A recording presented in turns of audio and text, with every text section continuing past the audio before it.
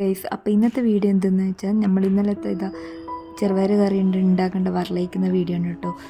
ഞാനിതാ എന്തൊക്കെയോ മേലെ പോയി എടുക്കുന്നുണ്ട്. റൂമ് മേലെയും കുക്ക് ചെയ്യുന്ന താഴെയും ഭയങ്കര പ്രശ്നമാണ് ഇവിടെ. കുക്കിംഗ് എനിക്ക് ഒരുപാട് ഇഷ്ടമാണ്, അത് ചെയ്യാനും ഇഷ്ടമാണ്. പക്ഷേ ഈ റൂമ് മേലെയും കുക്ക് ചെയ്യുന്ന താഴെയും ഹോസ്റ്റൽ വിത്തൗട്ട് ഫുഡാണ്.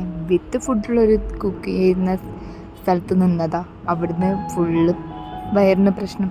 എന്ത് ചെയ്യാനാ, അങ്ങനെയും വന്നു. ഒരു മാസം മാത്രമേ അവിടെ നിന്നിട്ടുള്ളൂ. എന്ത് ചെയ്യാനാ.